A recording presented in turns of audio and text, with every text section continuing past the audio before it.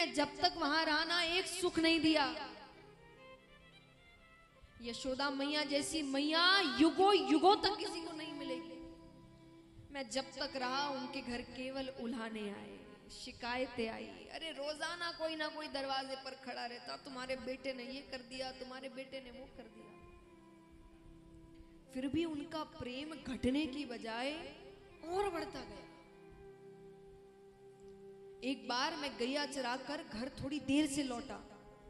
मेरी माता मुझे हृदय से लगाकर रोने लगी।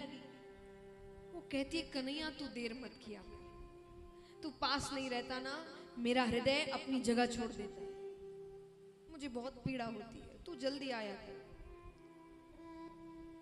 आज कितने दिन हो गए, मेरी माता कैसे रह रही होगी मेरे बिना।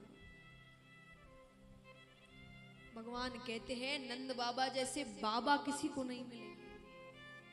अरे मेरे बाबा जानबूझ के जूतियां नहीं पहनते थे और घर से बाहर जाकर खड़े हो जाते थे। क्यों? क्योंकि उन्हें पता था अभी कृष्ण मेरी जूतियां सर पर लेकर आए और आकर कहेगा, बाबा आपने जूतियां नहीं पहनी ना, जल्दी पहन लो। मैया चिल्लाएगी और मैं अपने हाथों से अपने बाबा को जूतियां पहनाता था। उद्धव, मैं दावे से कहता हूं, जब से मैं यहां आया हूं ना, मेरे बाबा ने जूतियां नहीं पहनी होगी।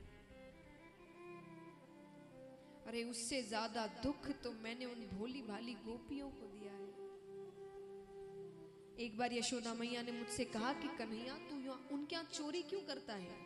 वो बहुत गरीब है, वो जो माखन दूध दही बेचती है, उनसे जो पैसे आते हैं वो उससे ही भोजन करती है। तो उनकी मटकियां फोड़ता है, जिस दिन चुरा लेता है वो क्या खाएंगी? तो मैं कई दिनों तक चोरी करने नहीं गया।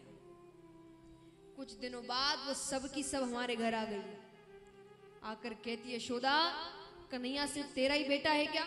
हमारा कुछ नहीं?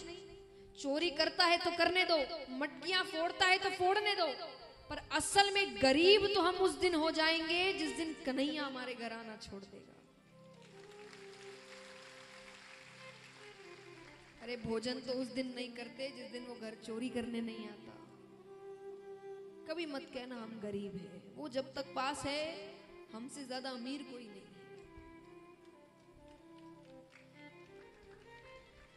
भगवान कहते हैं, उससे भी ज्यादा दुख मैंने अपनी राधे को दिया है।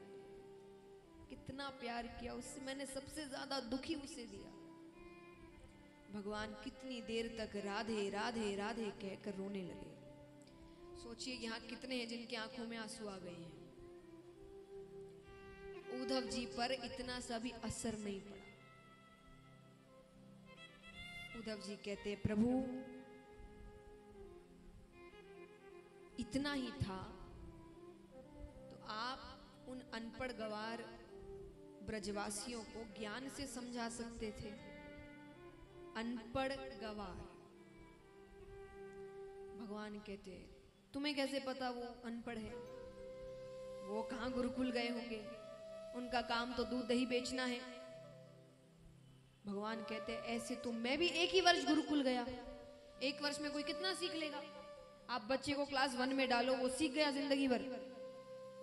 तो भगवान कहते हैं, मैंने एक वर्ष में गुरुकुल मेरा, मैं कितना सीख लूंगा फिर? उद्धव जी कहते, अरे प्रभु ज्ञान की शुरुआत ही आपसे होती है, आप ही ज्ञान है।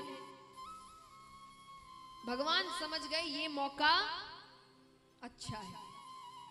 भगवान ने कहा, सही कहा, मैं ना कर सका, मैं ना समझा सका उन्हें, तुम जाओ, तुम ब्रज जाओ, नंद बाबा से मिलो, यशोदा मैया से मिलो, गोपियों से मिलो और उनको समझाओ कि ये रोना धोना प्यार ये सब छोड़े और ज्ञान मार्ग पर चले।